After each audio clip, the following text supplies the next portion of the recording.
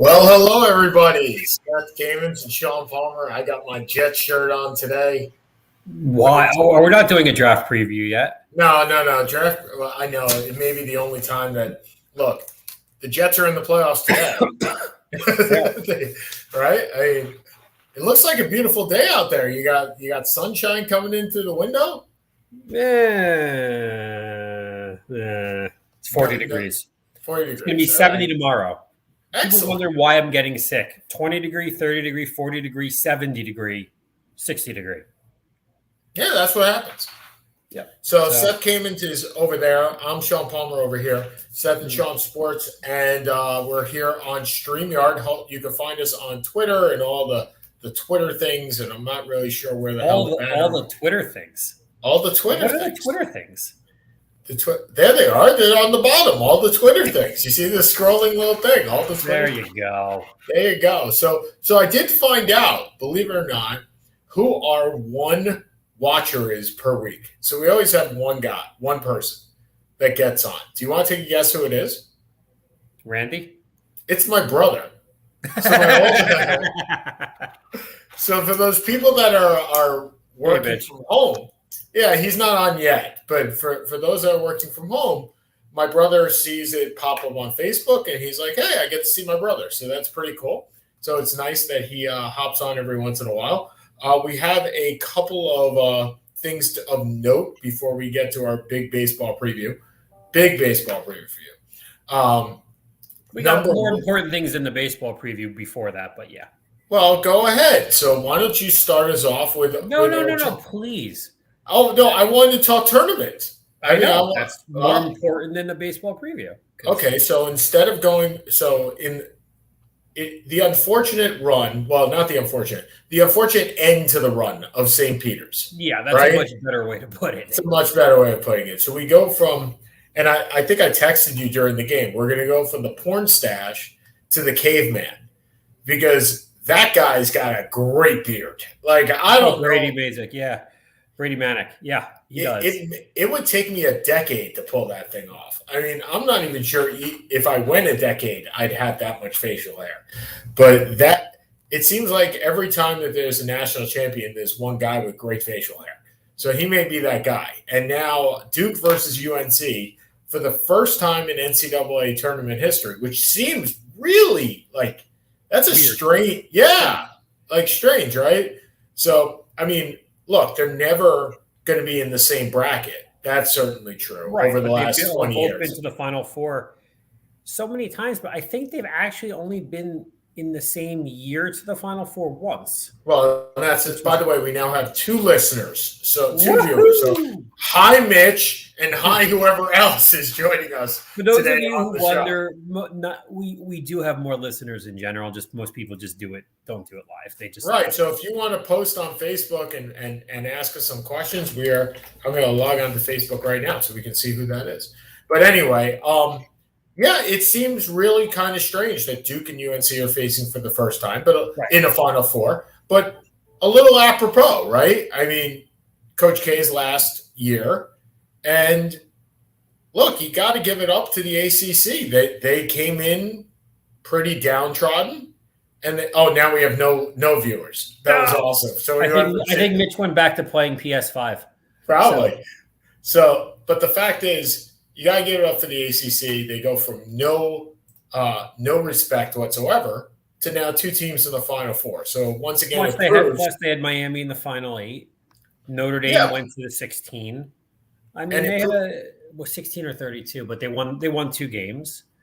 So yeah, they're 32 because they lost to Texas Tech. But it proves once again you can have a crappy season and go on a good run. Look, Syracuse has proven that how many times? Yeah, exactly. So good on the ACC. Is the winner of the NCAA tournament coming out of this game? No. I don't think so. I think Kansas is going to beat Villanova. Like, look, this is kind of a blue-bloodish a Final Four as we've seen God knows how long. Maybe since 91, which was the Duke-Kansas final, Duke UNLV, Kansas, and North Carolina were the Final Four teams. That's when Duke and Carolina were there the same year. And Kansas beat North Carolina, and Dean Smith got ejected, if I remember correctly. I don't think so. I think what's going to happen is they are going to be so worn out from beating each other, from the adrenaline of the Saturday game. I think Kansas is going to beat whoever wins this game. Well, Kansas definitely pulled one out on Miami. Like that was as good. That was as good. Well, only in a half though. No, it was a second half. Right? That was as good or as bad, depending on which fan you are. It was as good a half if you're Kansas and as bad a half as you're Miami that I've ever seen in a basketball game. 47-15. Yeah. I mean, you don't see that in a pickup game. I mean, that is brutal. But the Villanova game was a lot of fun. I like the Villanova game because they were the same team. Villanova and Houston are the same team.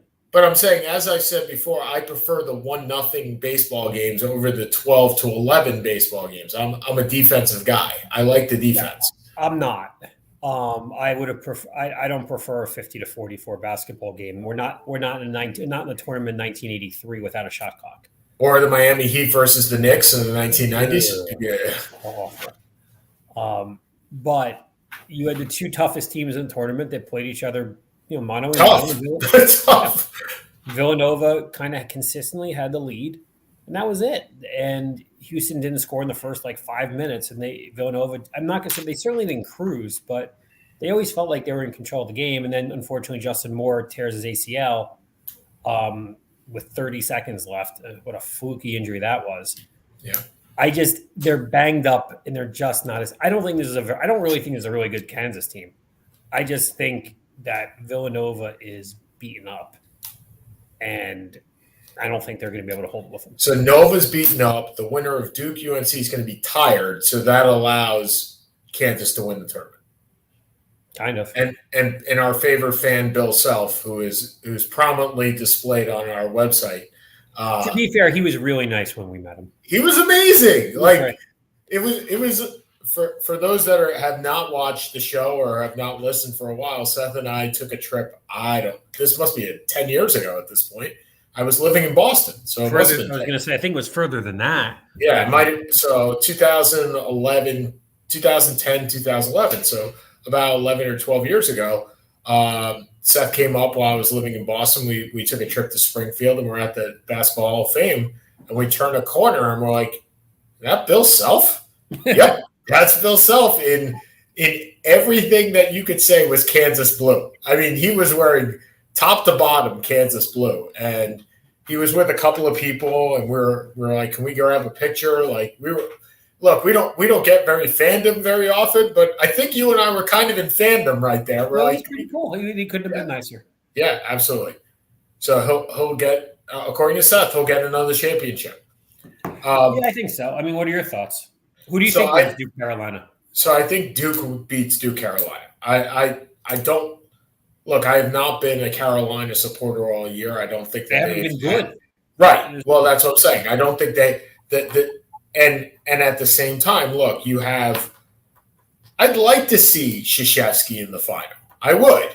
I'd also like to see him get his ass handed to him in the final. Like Nabate said it best, right? It's like I just want Duke to lose. It doesn't matter who it is. And I'm totally on that board. I just want Duke to lose. So, I'd prefer Duke beating North Carolina and then getting their ass handed to them by Kansas. And I think it would be the ultimate irony. Krzyzewski wins his first national championship against Kansas and then loses his last national championship against Kansas. Yeah. It'd be a good argument.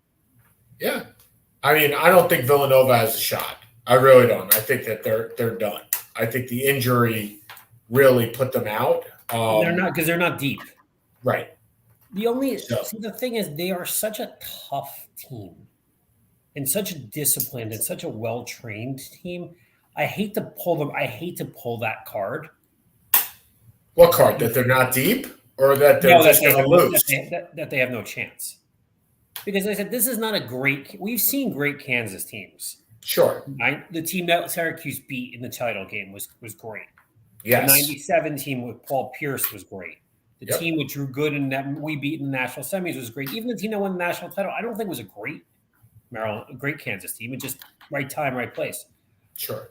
But they've been to, I don't know, they've been relevant for 30 some odd years. They've been a top 5 team, top 10 team, more than any other team during this period between Roy Williams and then Bill. It does help to be in the Big 12 rather than the ACC.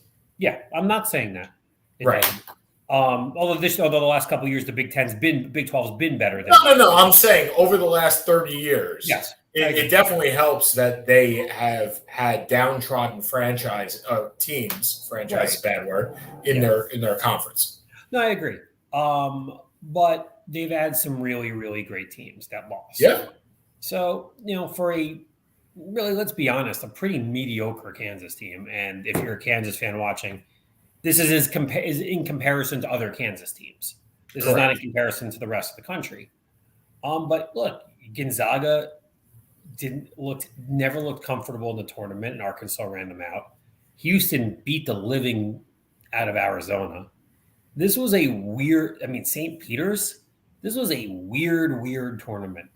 And going into the Final 8, you really had four teams, 4 pseudo Blue Bloods and 4 pseudo would have been Houston wouldn't have been a surprise, but the other 3 would have been a pretty big surprise together. Right. All the Blue Bloods really blew them out. Yeah. None of those games were really that close. No, and none of the games were really. It was a terrible Final 8 run. I was just about to say, none of the games were really enjoyable. Yeah. The most enjoyable game of those was Miami and Kansas in the first half. That was an enjoyable part of the game because Miami was staying with them, and you thought there may have been a shot. Yep. And then it was like, oh, okay, we're just going to come out of the locker room, and that's the end of you. We're done. Yeah, Remy Martin and David McCormick, and they're good. They're Cameron Braun. They're a nice team, but when I look at the great national championship teams, or I look at the great Kansas teams, they're nowhere near that. Correct. Okay, so let's move on to our baseball preview. We can come back to this in a little bit. But the first things first. So we're back with baseball. We all know this, but there are stop it. But there are definitely some changes this year, right? And I'm not certain they're good or bad, but there are changes. So first of all, there's a universal DH, which we had a couple of years ago. Yeah, that's not good. Well, I'm not a big fan of it. I thought you were a fan of that, actually. No? Okay. There are more additional postseason spots, which I am definitely not a fan of. I hate that. I hate this. I absolutely hate this. So originally we started with 2 division winners, right? And they met, right? Then you won the pennant, right? Originally it was 1. Right. But that was in a 16-team league. No. I'm getting it, right? So you got 8 teams in each league. You had 1, and that's when the pennant was the pennant, where the Yankees won how many pennants, right? And then in 1962, you expanded, and now you had 2 divisions, and then you had 2 teams that faced off for the pennant. And then you had 3 divisions, and then you had 3 teams and whatever. And then you had a wild card. And now we have more wild cards. And now we have 8 teams. So 8 out of 30? And now there are 12. I'm sorry, there are now 12. So 40% of the teams. Redonkulous to me. Redonkulous. Now, as a Mets fan, you took the one thing that made Major League Baseball interesting. Yep. And you said, F it. I was going to say, fuck it. Yeah, that's about right. Yeah. And it's, I get it and don't get it. Look, the owners make much more money in the playoffs than they do in the regular season. That is an absolute certainty. But the problem is the playoffs are that much more diluted now because of that. So you're going to have teams like you do in the NFL where you're going to have hold on, I got You got the dog. So you're going to have teams that in the wild card situation that go on a good run, and they're going to win, much like the Florida Panthers in the NHL, or much like the Knicks with the 8th seed against the Spurs. Yeah, you're just going to have that. Okay, other rules that come in. So much like the NBA and NHL, the Major League Baseball will now have a draft lottery, 6-team lottery, so hopefully tanking won't happen. We all know that isn't doing anything in the NBA or the NHL. They're still tanking. So the last thing is, in the past, guys like Chris Bryant or Mike Trout have been held out of the major leagues because they are curtailing service time. And service time is something that you guys have no idea, or probably don't, nor do you care. But it's all about curtailing time to free agency. Now owners and players have put provisions in which a full year of service time is awarded to players who finish in the top 2 in the Rookie of the Year votings in each league, and draft picks will be awarded to teams that promote players on opening day who finish amongst the vote getters for the major awards. So if Chris Bryant had been brought up right away and he won the Rookie of the Year, the Cubs would have gotten a draft pick rather than holding him back. And instead, Chris Bryant now just made $186 million for the Colorado Rockies. Which brings up the obvious question. If you were going to pay $180 million to Chris Bryant, couldn't you just paid $100, and maybe I missed this, couldn't you just pay last year $180 million to Noah Arenado? Absolutely. Oh, no. Better player for 6 years? You didn't miss anything. That's the problem. So they paid $30 to $40 million to get rid of Arenado and then sign Chris Bryant to $160 million. He's a nice player, but he's not Arenado at this point. The same 210, right? The same basically 210. So there are other changes that are expected for next year in 2023, including the ban on defensive shifts. I don't mind that. Actually, I don't mind. That's the best rule you can do. Now, look, there are certainly – if you want to shift your players, I'm okay with that. I am. What I'm not okay with is putting 5 guys on the right side of the field. Yep. So you have your positions, right? You have your first base, your second base, your shortstop. If you want to sit your shortstop on the second base bag and put your second baseman at the edge of the outfield and dirt, and you want to shift that way, go for it. But I don't want that shortstop anywhere on the other side of the bag, and I don't want my second baseman on the other side of the bag, and I don't want 4 outfielders in the outfield at any time. And look, at the heart of this, I'd really like to see a guy like Kyle Schwarber, who's against the shift, put down a bunt down the left, down the third base. No, look. I agree. You're a baseball player. You should be able to have certain very low-level ability to do certain things. I get it. And it's an ego thing, though, with them, right? It's, hey, I can beat the shift. And the problem is you can't. If you put 4 guys on the right side of the infield and you hit it to the right side, do you know how unlikely it is for a ball to get through? Like, you're covering the entire right side. So I really wish that instead of bans against defensive shifts, you were able to hit the ball the opposite way, because that would clear out the shifts anyway. Because if Kyle Schwarber could hit half the balls to the opposite field, nobody would be shifting on him to begin with. How about 10%? All right, even 10%. Even 10%. So anyway, so here we are, 5:20. Wait, we got 40 minutes and 20 minutes into our show. We haven't even talked about what our predictions are. So, all right. Usually you ask me this stuff. I'm going to let you lead this because this is your sport, not mine. Yeah, sure. Why not? Let's roll. Let's roll with your division. Defending world champions, they lose their best player, their second best player. Their best player was injured. He's back.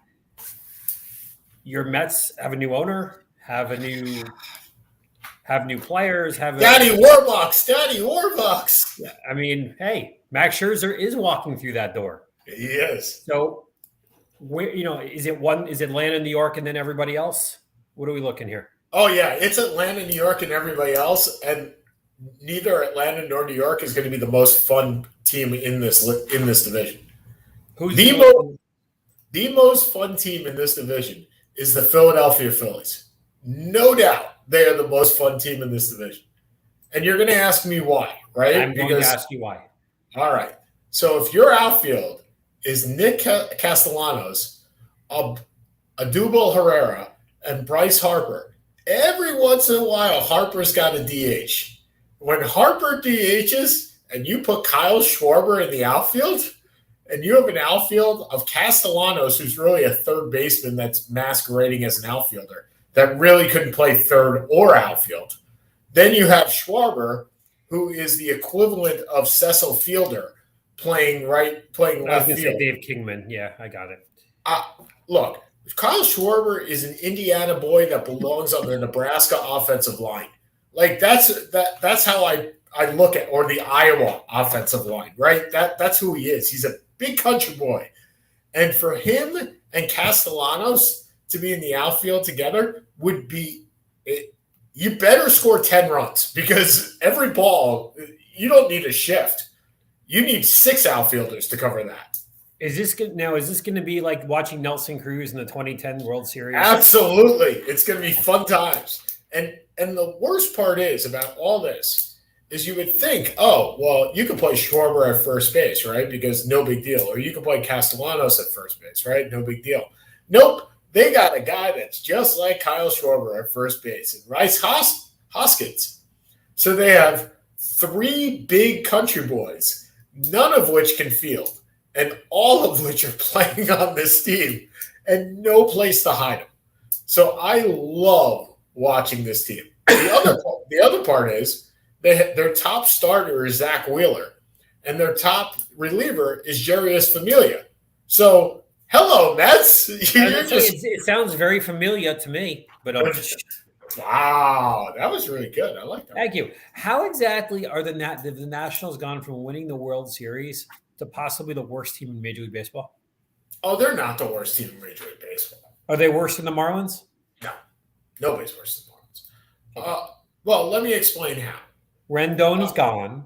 Harper's No. I can tell you a whole lot. First of all, your starting pitching starts with Steven Strasburg, who has not pitched well since he signed that contract.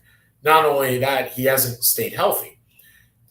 His second pitcher is Patrick Corbin. Okay, probably goes 16-10. Then you have Josiah Gray, Eric Fetty, and Anibal Sanchez. And you've heard of Anibal Sanchez, I know. Right, you heard about him 10 years ago. Was Anibal Sanchez the guy who should have thrown the perfect game, and then there was no. That was it wasn't Anibal Sanchez. I know you're the guy with James Joyce. Yep. James Joyce, perfect game. Hold on, it wasn't him. It was Armando Galarraga. Very similar to Anibal Sanchez. They come from the same country. They're both Mexican. But no, Anibal Sanchez used to pitch for the Marlins. Then he's pitched for like 5 or 6. He's been around that forever, yeah.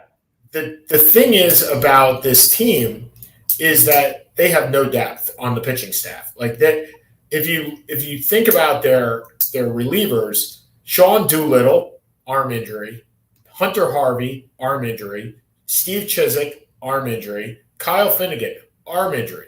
I'm noticing a pattern here. Yeah. Did they have the same trainer as the New York Giants? No, but similar to the New York Mets 2 years ago. The fact is, look, this is or 5 years ago, or with Generation K 20 years ago. Yeah, this is just look. The only reason to watch the Washington Nationals is if Strasburg is healthy. He's a great pitcher. We love watching him. Yes. And Juan Soto may be the next coming to Ted Williams. The problem is this year he may be the next coming to Barry Bonds, because he may have 250 walks, because there is nobody else on this team worth pitching to. So, yeah. When does Soto become a free agent? Is it next year? No, it's a hold on. They made him a $300 million, some kind of a $300 million extension, which he turned down. Yeah, 10 years and $325 or something like that. He's a free agent after 2025. He goes to arbitration for the next 2 years. Oh, then. But he's earning 17 in his first arbitration year. which means next year will be 25, then it'll be 32. Well, no, my thought was if he was a free agent a year from now, because I think he turned down the contract, they'd love to trade him. An absurd amount from either the Dodgers or the Yankees. Although I don't know what the Yankees are going to offer, but yeah, I don't know where the Yankees would play him. It's true. Well, who's our center fielder? Aaron Hicks. Who's going to be hurt in 4 weeks anyway? Yeah, but Juan Soto doesn't play center field. So we move Stan to the DH. Stan's already your DH. He already is the DH. So we got him and Joey Gallo plays. Oh my Lord, that the Yankees are. Oh. We'll get to the Yankees. We'll get to the Yankees. So we're looking at Braves, Mets, Phillies, Phillies, Nationals, Marlins. Yeah, I think that's a good way of going about it. I actually think the Mets win the division. I think the pitching is. I don't toot the Mets horn very often. Nor should you. The Mets pitching staff is the best pitching staff in baseball. Certainly, their starting pitchers are the best starters in baseball. Scherzer, Bassin, DeGrom, if healthy, granted, Carrasco, and T1 Walker. Like, they are the best pitching staff in baseball. That is a stacked five. That is a stacked five. And it all comes down to Jake DeGrom, right? I mean, it all comes down to whether your best – look, Jake DeGrom, as a healthy pitcher, is the best pitcher in baseball. And if not, Max Scherzer may be the best pitcher in baseball. Correct. So let's move on to the Central. Let's go to the Central. Okay. And a whole lot of mediocre. Although Milwaukee was – I shouldn't say that. Milwaukee was very good last year. Milwaukee's going to run away with this division. Yeah. I was going to say Chicago's rebuilding. Pittsburgh's a AAA team. The Cardinals are decent, but what? Am I wrong? No, the problem is you're not wrong. Like that, and this is where you need relegation, like the soccer leagues. You need relegation and ascension. It's so painful that the teams, and this is where salary caps come in, and floors come in, and ceilings come in, and you can talk about all you want the baseball luxury tax, but what happens is if you go over a certain threshold in baseball salaries, you got to pay a tax. Those tax goes to all the teams that are under the tax, but they don't have to spend it on baseball. They can just pocket it. And if you're looking at teams that are perpetually shitty, the Pirates are one of those teams, and you just are like, they can just never get good. And they've been to what, 2 playoff games since the Bonds era? 2 wild card games. Yeah, and it stinks. I mean, it absolutely stinks. They have a really nice stadium, and they've had young talent, but it doesn't matter. And even this year, they have young talent. They got Brian Reynolds. They got Kebron Hayes. They got O'Neal Cruz. If you're looking for a guy to watch late, he's a shortstop, very good player. But they're also starting Roberto Perez at their catcher, who's 33 and can't hit. They're starting Daniel Vogelbach. Yes, that Daniel Vogelbach. There's a Daniel Vogelbach? Exactly. So tell me how many of these guys you've heard. Anthony Alford, Greg Allen, Ben Gamel, Brian Reynolds, or Randy Daniel Romero. How many of those guys have you heard of? 1. Right. That's their outfield depth. Those 5 guys. You've heard of Brian Reynolds. Can you guess which one I've heard of? Yeah, Brian Reynolds. Okay. Should I have heard of any of these other people? Ben Gamel used to be a prospect with Milwaukee. But other than that, I mean, look, their team is barren of talent. And it sucks. It sucks. Okay. So the Reds traded away everybody. They traded away Sonny Gray. They traded away Castellanos. They're back in rebuilding again. What's the point? Yep. The rebuild last year didn't work, so let's try it again this year. I mean, that's and look, they didn't trade away Louis Castillo, which positive. They didn't trade away Jonathan India, again, positive. But they just no. Like everything about this team screams, why can't you just develop players, right? And I know having Joey Votto there at first base and his $25 to $30 million does not help. But again, you guys are making money off luxury tax. Use it towards baseball. I just can't. I don't have any sympathy for these guys. Okay, so So as far as a prediction for this division, well, as I said before, Milwaukee's going to run away with this division. There is no doubt in my mind. Yeah, they're great, good pitching, solid team, well coached with counsel. Yep, Cardinals are number 2 because there's nobody else. Number 3 will be number 3. I'm hoping is the Reds. Number 4 will be the Cubs, and number 5 will be the Pirates. And it stinks because the Cubs are no good, and they have a ton of money. And they're not spending either. And they're not spending any of it. So, okay, in the West, the West is a little bit more fun. A little bit more fun. And but again, it's like rooting for Standard Oil. Do people actually know that reference? I like that. Yeah, or the Rockefellers. It's like rooting for the Rockefellers or JP Morgan or any of those guys, right? They're just, I mean, look, if you're going to root for a team in the West and you want to say, okay, I'm rooting for a team that really has no business winning but somehow pulls it off every year, it would be the San Francisco Giants. Yeah, I don't understand how they win. Last year, I sure as hell didn't understand how they won. And when you have an outfield of Lamonte Ward Jr., Mike Yastrzemski, and Jock Peterson as your 3, I still don't know how you win. Look, when the best player in that outfield is a grandfather of one of the guys in the outfield, yeah, it doesn't really say. Is that the Ty Cobb? I could hit 210 today. Why? Because I'm 85 years old. Exactly. Look, they have cast-offs at almost every position. Look, Joey Bart at their catcher, that's the new rookie taking over for Buster Posey. That's a good – Joey Bart's a good player. Brandon Belt's on a 1-year, $18.4 million deal. Tommy LaStella is a castaway. Evan Longoria, castaway. Brandon Crawford's been there forever. Lamonte Wade Jr., never even heard of him. Jock Peterson. Even I've heard of Lamonte Wade Jr.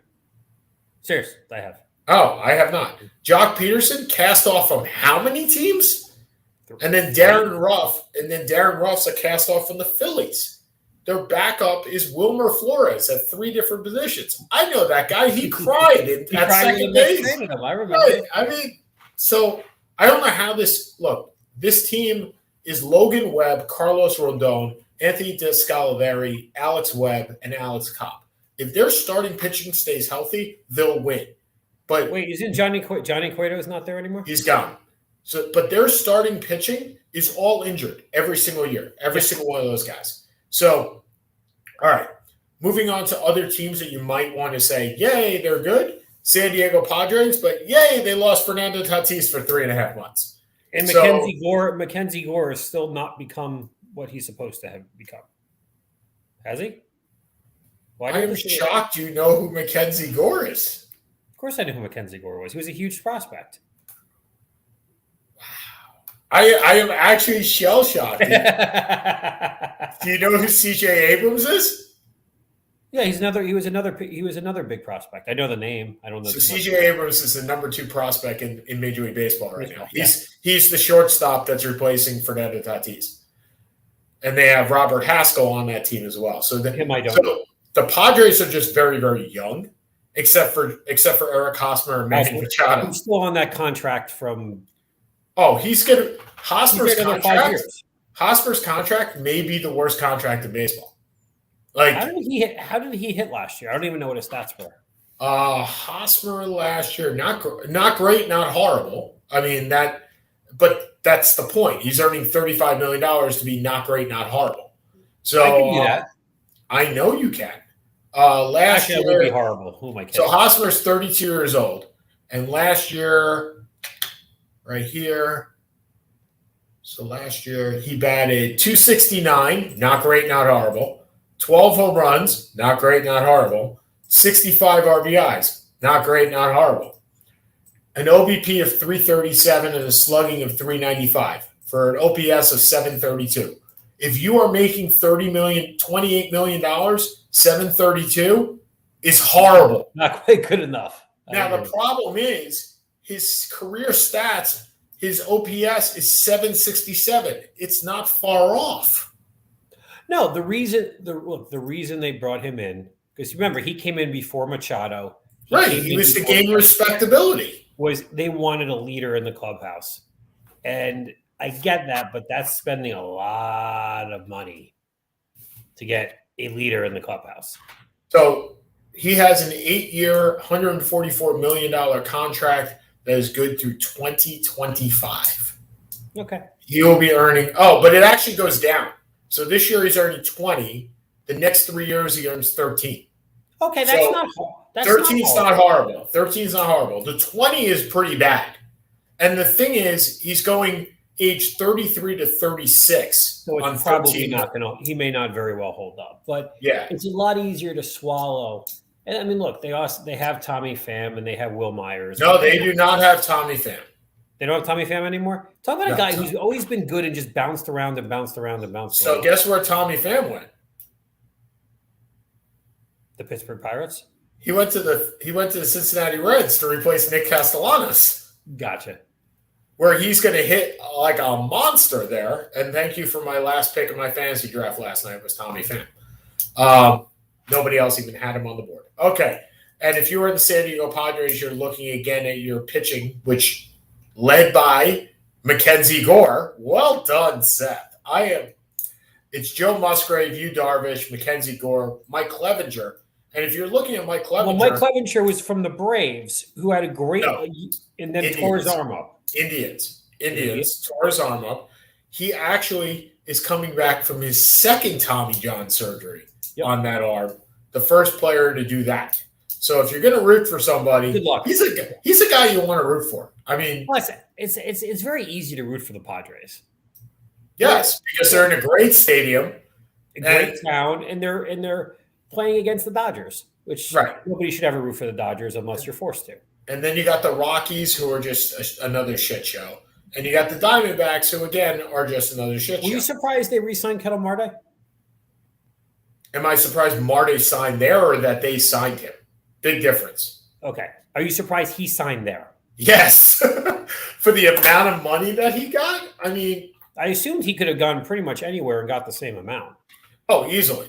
I mean, he got a 5-year, $75 million deal. Take $75 million. Yeah. Yeah. So $15 million. He's worth far more than that. He plays second base or center field. No, I knew him as a center fielder, but then he's 28 years old. Why did he do it? No idea. I actually saw that and said, "Wow," out loud, because he was a guy that, look, every major league team would have wanted that guy, especially the Yankees. Like the Yankees wanted Ketel Marte. And again, this is another team that you look at their roster and you're like, who are half? I mean, it looks like major league looking at half these teams. Is Willie Mays Hayes on that team? All right. So their DH is Seth Beer, Beer. No joke. Their right fielder is the name of me. Their right fielder is Pavin Smith. Their center fielder is Dalton Varsho. Nope. All right, right. That's the point. Yeah, I haven't even heard of these guys. And I play fantasy baseball. And then you got the Rockies, and the Rockies are just the Rockies. So if you're looking at the problem that I have with baseball this year, and we only have 20 minutes, so we're going to roll back real quick, is that you have 12 teams that are make the playoffs, Seth. 12 teams don't deserve to make the playoffs. No. I mean, I'm looking at this. I think your 6 teams are really pretty much preordained. Right. You're looking at the top 3 in the West. You're looking at the Brewers, and you're looking at the Braves and the Mets. Maybe Philly gets there. Maybe. Oh, no. I wasn't even going top 3 in the West. I don't think the Padres make it.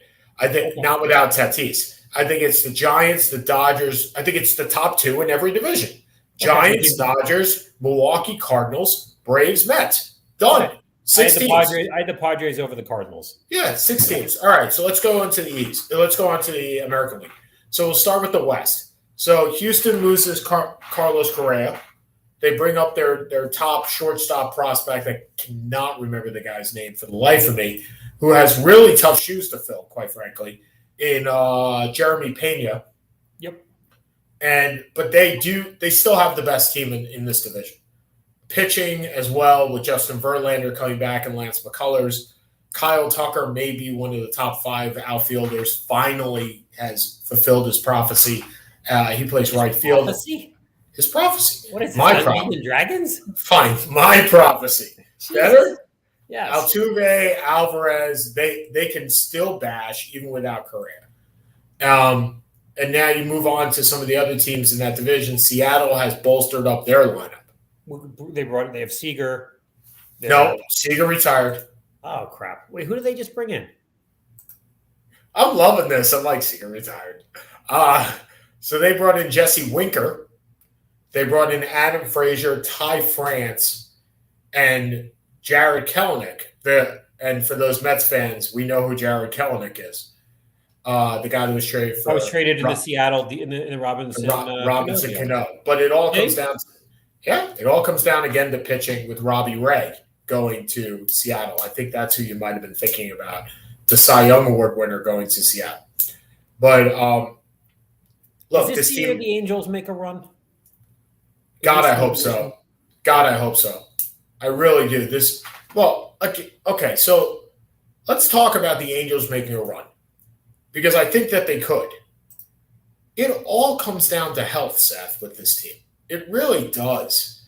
Because as much as you want to say that Mike Trout has never made the playoffs, Mike Trout in the last 3 years has not played.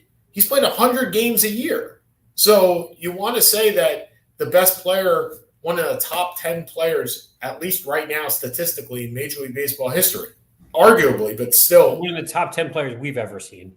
Not that I ever watch him because he's never run any relevant games. But the fact is, he has, in the last 3 years, I believe he's played an average of 105 games. And that's not – so he played so last year in 2021, he played 36 games. In 2020, he played 53 games. Now, granted, that was 53 games in a COVID year. That was COVID. So 53 out of 80. That's still not good. No. Then he played 134, 140, and 114.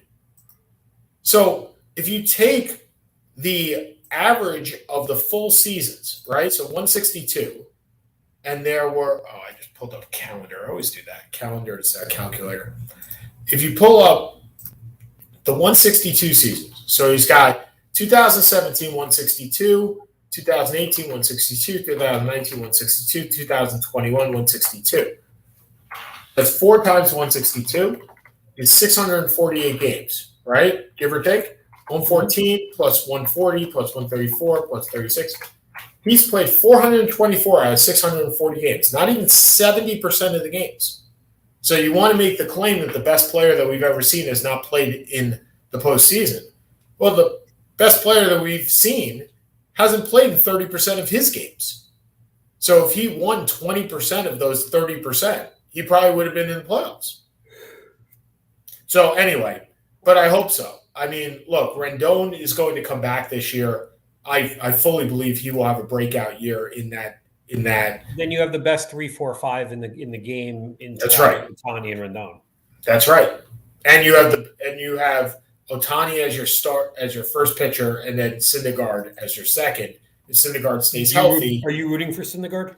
I'm rooting for the Angels. I want to stop this crap. I want to stop that Mike Trout has never seen a playoff game. Like, I want that to happen. I don't want him to be the Ted Williams, right? Yep. I mean, Ted didn't see playoff games. He saw some. He's went to more playoff games than Mike Trout has. I know. I'm saying, but he didn't. I didn't say he didn't see any. He didn't see playoff games. Yep. Right. So people didn't get to see him.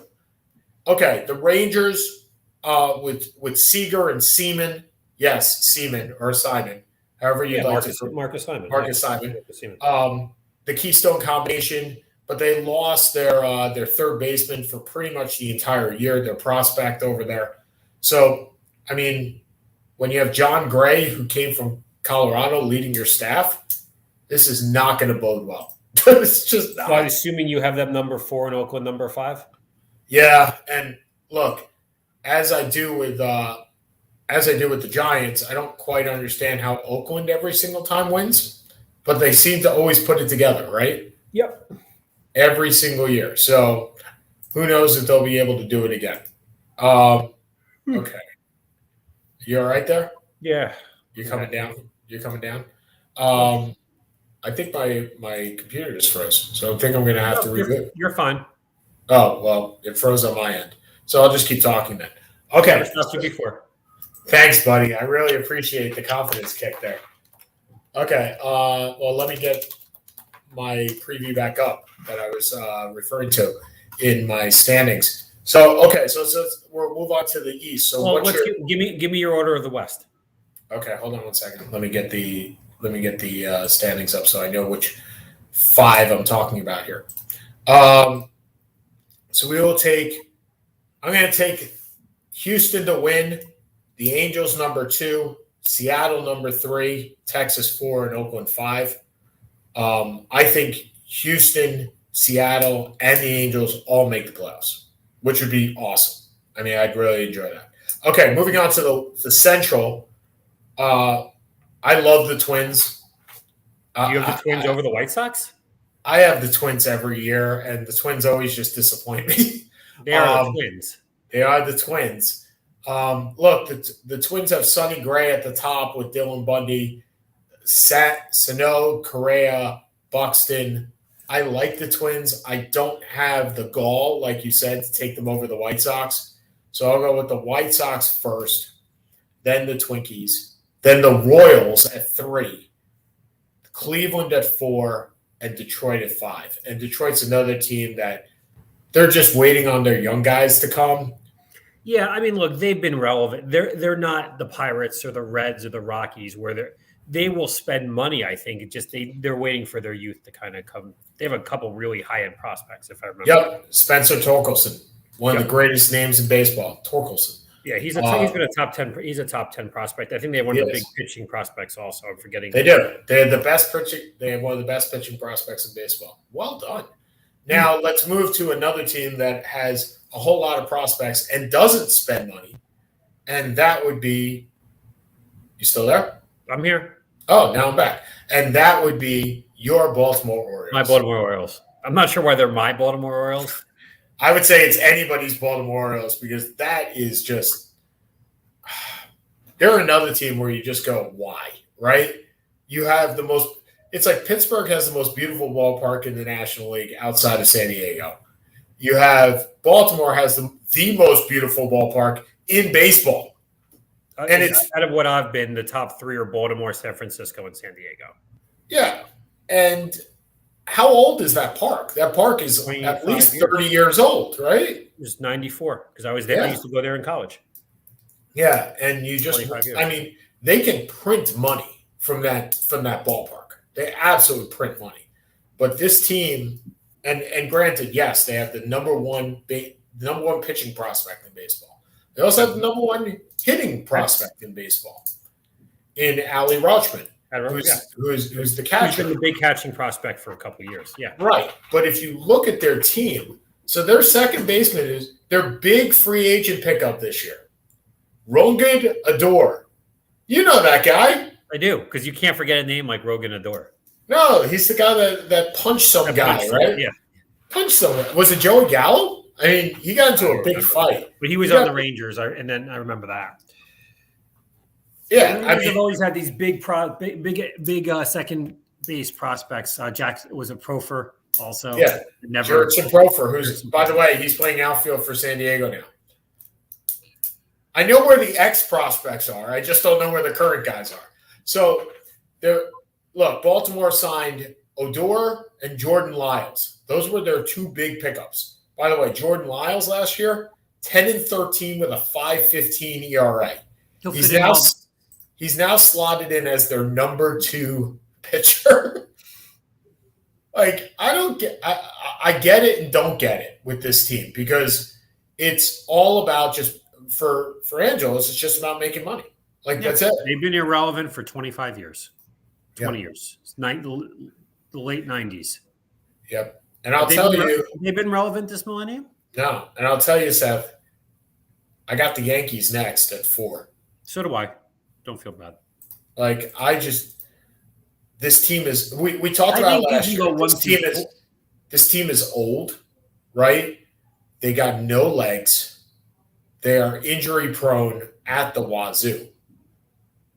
And I mean, look, You take away Garrett Cole, your number two pitcher is Jordan Montgomery. Well, that doesn't instill fear in any. No, their number 2 is Severino. Well, according to the depth chart, he's number 3, right? Your catcher is Ben Rohrvet. Right, exactly. Or they have Higasoka. Right. So your first baseman's 36, your second baseman's 33, your third baseman's 36, your shortstop is 32, your left fielder is 31, your center fielder is 31, your right fielder is 30, and your DH is 31. Notice how I didn't say one age in there that said 20. Gleyber Torres is 30?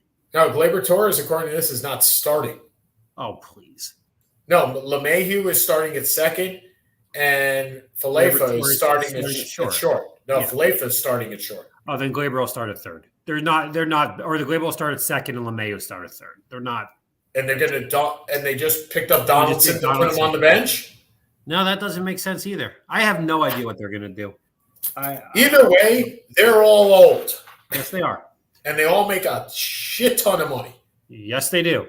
I realize we don't follow the FCC anymore. We just curse. Is that how this works? Oh, yeah. Okay. They make a crap ton of money. Good point. Yeah. Okay. So I agree with you. They're the fourth. Look, at a guy who we both know and respect for as a Yankee fan, Mike Nirenberg, called me. We were talking about it today. And he said, what was your over-under on the team? And I said about 90. Oh, last year they won 92 games, and I thought that they were lucky. Yeah. I mean, I think they're a 500 team. 82, 81, 81. But okay. I mean, you have these top 3 teams, and they're all better. Yes, and the Red Sox are better. Oh yeah, the Red Sox have a better pitching staff. I'm not. They have a better staff if Sale is injured again. Well, Sale has to be healthy. Yeah. I think. Look, they have a Valdi who's a good pitcher. They're probably even with the Yankees on the staff. But I'll take Trevor Story, Devers, Bogarts. Yep. JD Martinez, any day. So I got them as 3. I'm going to put Tampa Bay as 2. I think Toronto's the best team in that division, and they may be the best team in baseball. Toronto is fantastic. They're stacked. They are the MVP candidate in Guerrero. They have Bichette. They have Jose Barrios. They're just a stacked team. I will tell you, the one guy you didn't mention who I think is actually more of an MVP candidate than Vladimir Guerrero is the guy that they just picked up. You wait on Matt Chapman in that lineup. Matt Chapman, is the best defensive third baseman in baseball. He is better than Arundano. And now he gets to play in a park where it's not Oakland, where he doesn't have to be stepping over feces every day. I mean, look, we've been there, right? We've talked about the beauty of the San Francisco Candlestick Park or whatever it is, Pac Bell or whatever it is at this point. And then, so when Sean and I did our baseball stadium road trip, we had the pleasure of going to Oakland. Is it Alameda? I don't even know what the hell it's called at this point. Oh, no, it wasn't Alameda. It was Oakland. It was Oakland Coliseum. Yeah. My God, what a dump. It was and that's still where they play. They haven't moved. Yeah, they haven't gotten into the stadium yet. I've probably been to about 10 to 12 stadiums. There is no question that is the ugliest thing I've ever been to. But it is the best pitching stadium because they have 75 feet. Exactly. And the range on the foul ends is 40 feet. What a hole in the All right, so playoff teams in the American League, Houston, Seattle, Los Angeles, Chicago. I'm going to take Chicago and Minnesota. You're only going to have Toronto? I'm only going to take Toronto. I can't do that. Yeah, you're just all right. I'm just jumping here. All right, I'm gonna flip it a little bit. I'm gonna take Houston and the Angels, leaving out Seattle, which I don't understand why I'm doing that. You want to see the Angels do well. I do. I'll take Chicago, and I want the Twins to do well. So I'll take Chicago and the Twins, and I'll take Tampa Bay and Toronto, and Boston and the Yankees both don't make the playoffs. Which would make you very happy. Oh, of course it would. I'd be excited. Because not only would the Yankees and Boston not be in, but the Mets would be. So it just makes it all the better. So, all right, if you're looking at teams that let's just go to the chase in the World Series. Yeah, I'm going to play it. The Mets win the World Series this year. Over. Oh, that's the problem. I'll take them over the White Sox. Okay. You realize you have now just cursed. I know. Scherzer is going to be out is going to miss 20 starts. I know. And you did it. I did it last year too, right? I said that they would make the playoffs. Yeah, you've done this to yourself, and you actually took my what do you call it? My World Series. I do like the White Sox to go to the World Series. I will take them. I'm not going to take a Mets. If you took them, I'm not going to go near it. So I'll take the White Sox and the Dodgers because, I mean, who the hell is going to beat the Dodgers? This is the year my curse ends. I'm telling you now, this is the year my curse ends. I haven't had a winning team. Does this team. mean the loan closed? No, not yet. No, I have not had a championship team in 35 years. 20 years, dude. 20 years. Syracuse doesn't count. Syracuse doesn't count? Well, I haven't had more than 10. Does that count? No, 35 versus 10? No. That's why you're so angry. I have not had one since I was 10. Who are your MVPs? I've not had one since I was 10 years old. This is where it ends. Who are your MVPs? My MVPs are Matt Chapman in the American League. And in the National League, I will go with – I hate this. I really hate this. I'm going to go with Freddie Freeman. Freddie Freeman? Okay. Yeah. I really hate the fact that I went there. Cy Young's? Jacob deGrom. Because if they win, DeGrom's got to be healthy. And in the American League, Kevin Gossman. So the Blue Jays sweep. Blue Jays. Yeah, they sweep the MVP and rookie. Rookie of the year. Rookie of the year. Look, I think Ali Rossman's going to come up and he'll win the Rookie of the Year for the Orioles because a catcher that does well is going to win. Yep. And I'll take C.J. Abrams. I think he comes into San Diego with Tatis hurt, and I'll actually think that C.J. Abrams is going to push Fernando Tatis to center field. Okay. I'll take Hunter Green. All right. So, okay, that's good enough. We got 5 minutes left. Yeah. 3 minutes. So you got anything you want to hit on? No, you go first. Okay. Great women's Final Four. Also. Yes. UConn and South Carolina and Stanford. The UConn North Carolina State was insane. Way to go, U.S. World Cup team. You only literally have to not lose by 6 tonight. That's what I was going to say. Yeah. And by the way, it would be I think Tiger played 18 holes the other day. I heard. It would be really cool to see Tiger at the Masters. It really would. Like right now, he's thinking about it. I like it. By the way, Major League Baseball. They unveiled a home run hitting derby today. Did you see this? I saw that. With Nick Swisher? So they have Nick Swisher. Hold on. So 4 teams. The Dodgers, the Red Sox, the Cubs, and the Yankees. And representing these guys, this is awesome. Adrian Gonzalez, Johnny Gomez, Giovanni Soto, and Nick Swisher. Because those are the guys you think of when you think of the Red Sox, the Dodgers, the Cubs, and the Yankees. And so home plate is going to be elevated. The mound is going to be elevated. It's basically going to be on like a stand where you are pitching from a stand to a stand and you have to hit certain targets. And they think this is going to draw a crowd. Good luck with that. Good job. This is why you are the best commissioner in baseball. By the way, for anybody that thinks that Deshaun Watson didn't do what he did, go watch some of the testimony from yesterday. My God. The leaked grand jury testimony. I had a girlfriend, so there's no way I could touch them. Because that answered the question. And that's worked every other time some guy has cheated on another woman, right? Because I have a girlfriend, so I didn't do it, I swear. Come on.